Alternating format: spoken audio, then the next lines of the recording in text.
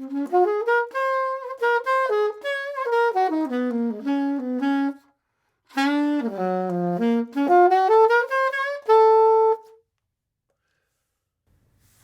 my name's Titus Abbott, and I'm here with the second of lesson in this saxophone course. And today we're going to talk about overtones.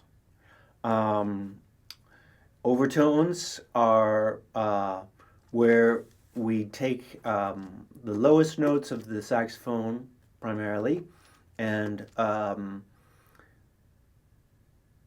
overblow the fundamental in order to get a series called the harmonic series. And I'm just going to play that for you right now as best I can, running through the harmonic series from the lowest note, which is the fundamental, and just working our way up. And then I'll talk a little bit about overtones in general.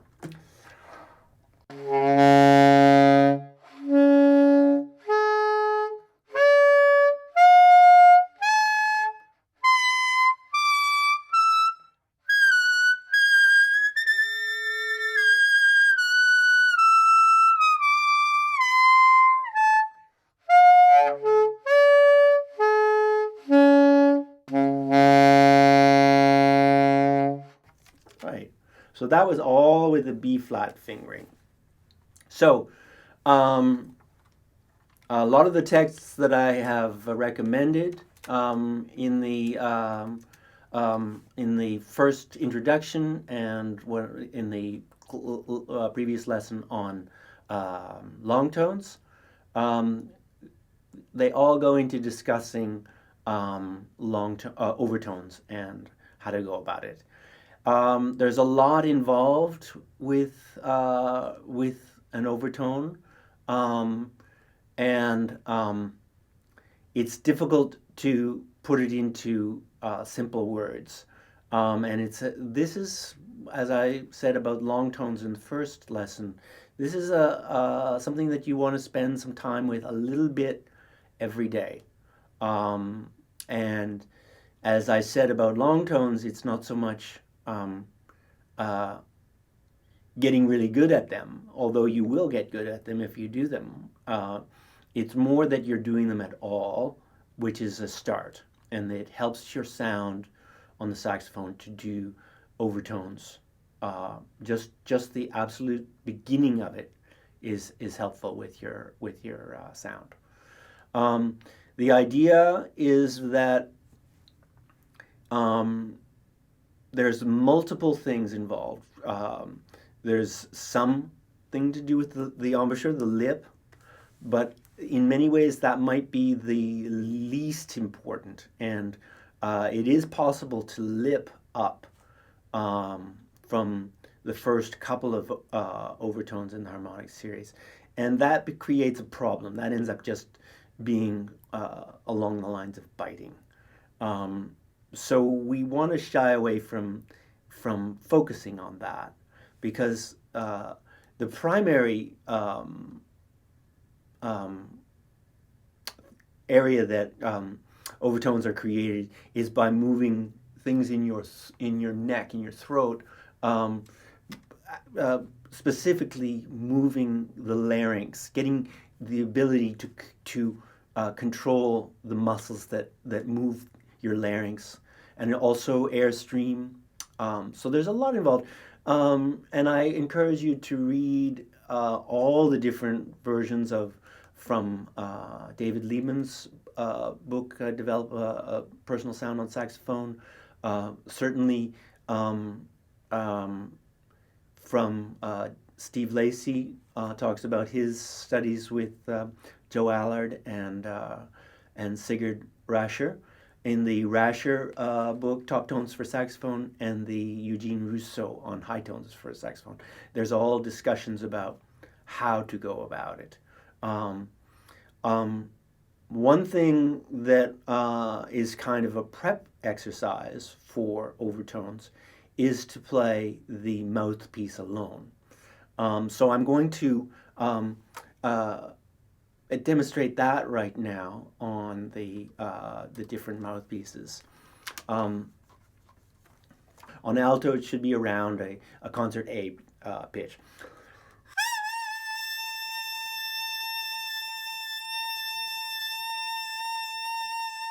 So the first job is just to get a solid pitch on one note.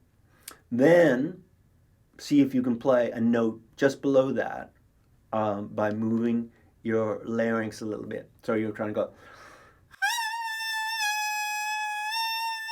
and go back up. Now we're going to try to go down another note.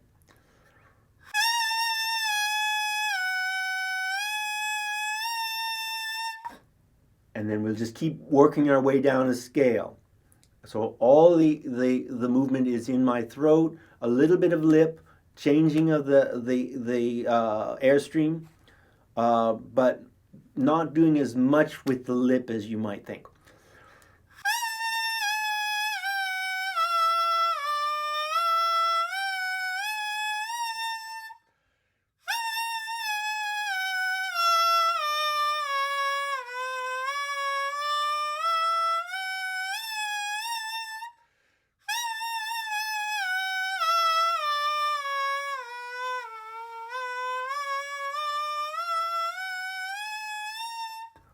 So playing a scale.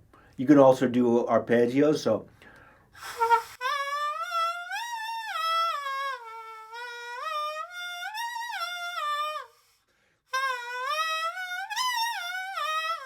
etc. So a little bit like the idea of trumpet lip curls. Doesn't have to be totally in tune, we're just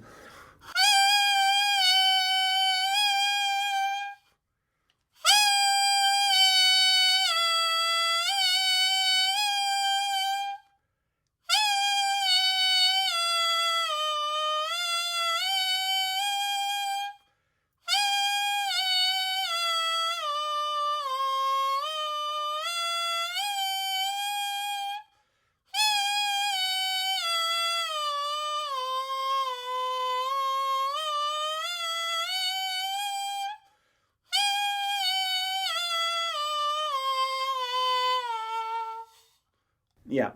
So sometimes getting the bottom note is a little hard.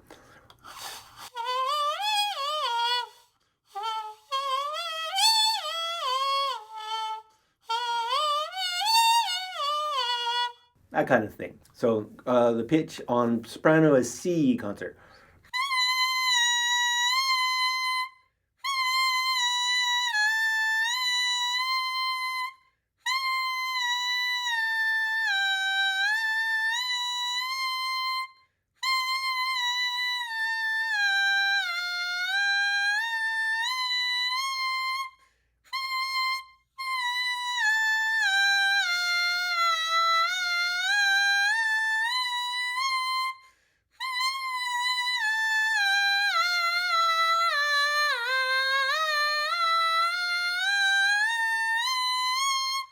Right. Makes you a little dizzy to do all that mouthpiece alone work. People will probably find it a struggle at first off, even to get the first. Sometimes that's pretty easy. Going to the next, the one below that can be a workout. Just be patient with any of this. You just have to be patient and work on it slowly, and a little bit of it every day goes a long way. You don't have to subject your family to or friends or neighbors to many hours of this. It's get started and do a little bit of it every day. So it's kind of a prep exercise, mouthpiece alone. So I'm playing all of these. So the overtones that we work with are primarily on B flat, B, C, and C sharp, and D sometimes as well. But primarily the first four notes: B flat, B, C, C sharp. So the initial exercise, there's an excellent one in the Eugene Rousseau book. The first exercise is to just so we would be going, I'll play the notes as they are with the actual fingering. So B flat, B, F, B flat, low B flat. And then going between middle B flat to F in the upper register, middle B flat, F in the upper register, and on. So this whole exercise will be, I'm going to play the notes with fingerings first.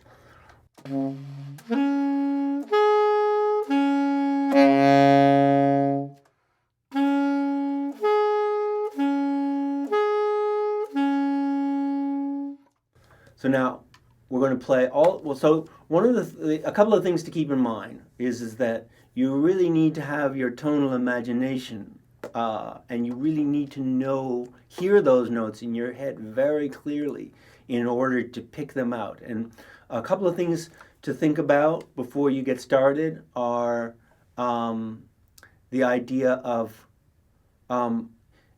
if you try to close your mouth and think about yawning with your mouth closed, you'll notice that the back of your throat opens a little bit. That's one thing to think about. The other thing is that you're maybe sliding your lip a little bit outwards in order to expose more reed. The more reed that's exposed in your mouth, i.e. not covered up with your lip, will provide more overtones. So there's a slight movement of the lip forward without moving your whole mouth down the mouthpiece, so you're taking in more mouthpiece. You might have to push your jaw. I don't want to go into too many specifics of what to do because there's just so many things, and I must admit that I have trouble expressing this to students because I can't get inside their mouth and tell them what to do. I have to just sort of use metaphors, and we work together and try to get there. And also just realize that it's going to take time, and be understanding with yours. And don't, trying too hard is another thing that you need to steer away from. Overtones come from relaxation, not tension. So if you get all tense trying to get them to happen, that's kind of the opposite of what you need. So I'm now going to play that exercise, B flat, B, F in the upper register, B flat, and low B flat, and then middle B flat to high B flat. I'm going to play that all without changing my fingering from the low B flat.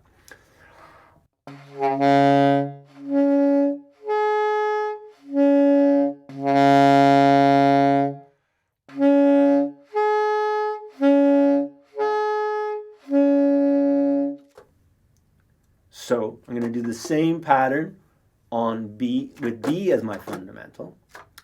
This is the overtone series, so we're going through the first two notes in the harmonic series. So we're going, which is first it's an octave, and then it's up to a fifth it's the next one. So so with this one we're going to B, F sharp, B, low B.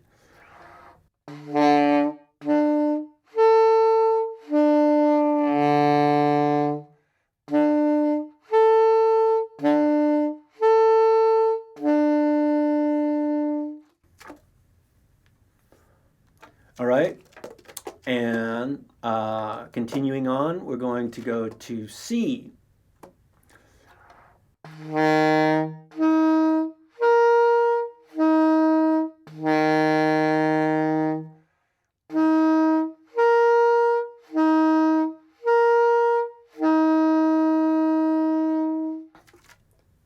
And then the same thing on C sharp.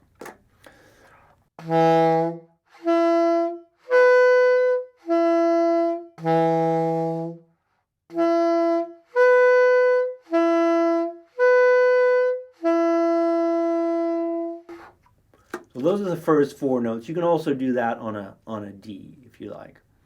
I'm now going to do that would be the first exercise in the Eugene Rousseau book. There's a similar exercise like that in the Sigurd Rascher book, Top Tones. The next exercise is going from the middle B flat to high B flat. So the note would be Those are the notes that, as fingered. So now I'm going to do that in an exercise where we go from half notes, and then we go to quarter notes, and then the last couple of bars we go through. We come back via the fifth in the upper register. Getting this right.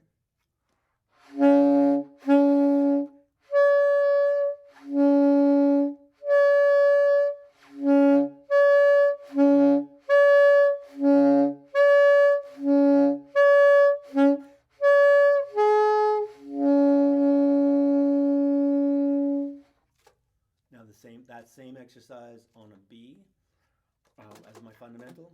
So I'm going B, B, B, B. There is, and there will be an F sharp in the last, the bar before the end.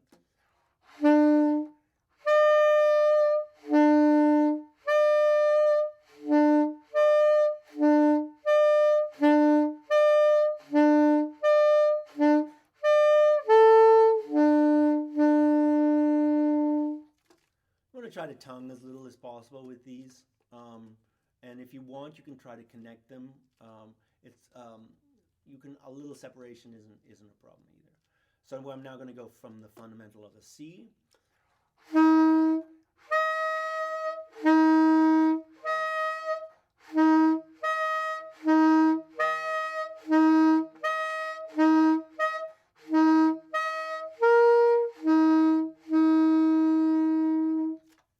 C sharp.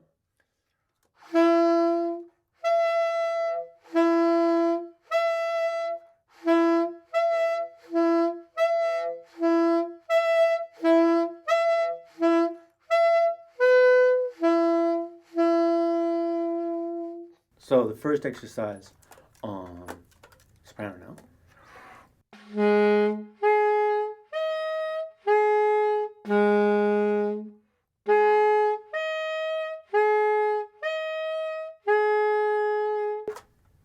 Now on B, as their fundamental.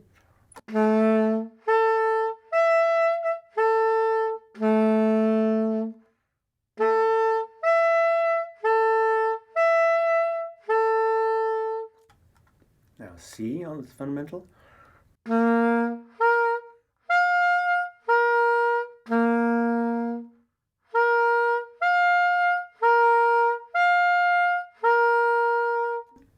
And finally C sharp as a fundamental.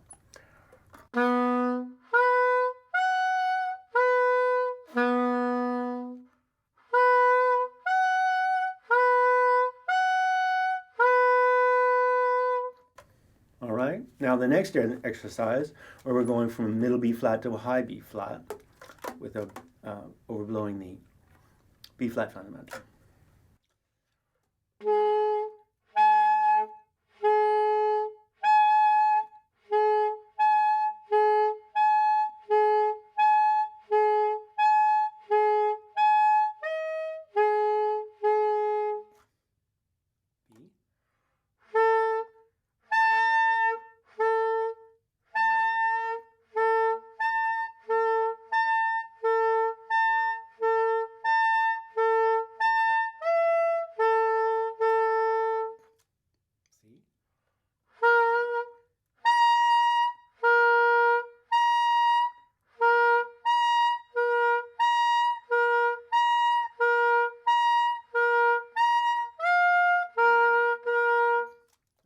C sharp.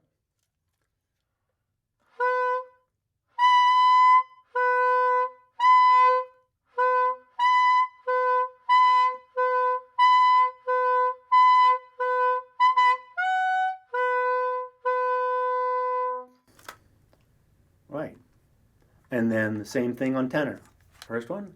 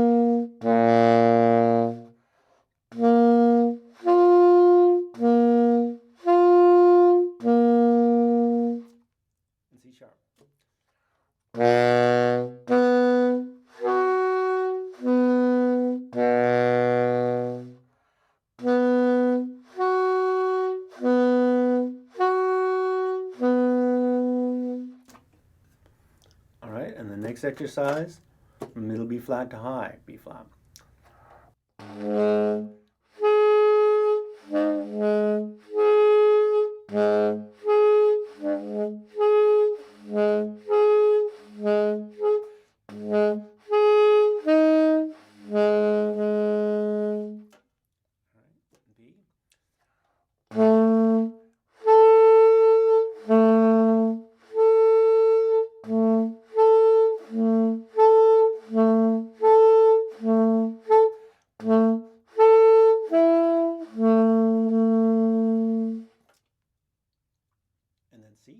C sharp.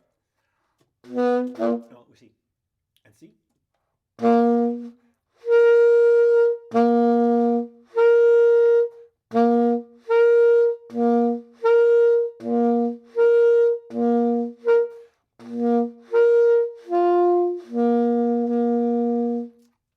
finally C sharp.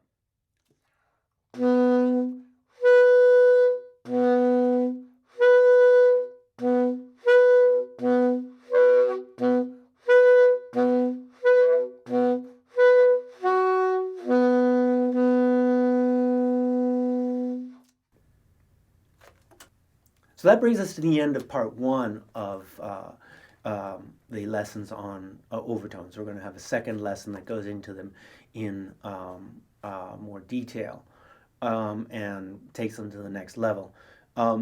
That level of this level can take time. It can take months to years to a number of years. It really it's not necessarily something you need to rush. As I said, the idea of just doing it at all is what you're trying to get under. The one thing that I do want to just finish on is the idea of one of the reasons that we want to do overtones is because if you notice the sound of the fingering and the sound of the overtone, if you were to compare them, you might think that the overtone sounds weird and the note sounds as it should.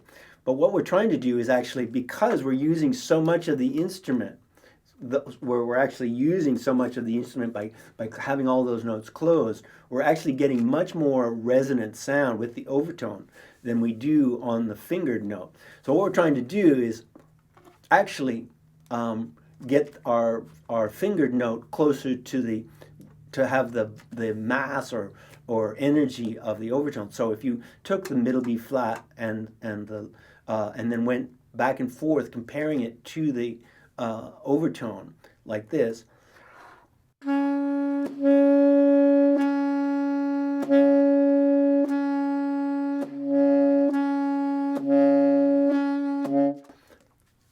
that's just something we're going to talk about more in the next part of overtones. So thank you for joining me, and please come back if you are interested in these videos on saxophone sound development, and we will be heading towards jazz sound and jazz creation. Please subscribe and press the bell so that you will be able to get updates on when new videos are being uploaded. So thanks for joining me, and please come back for part 2 of overtones, and then we will be heading into talking about the altissimo. Thank you.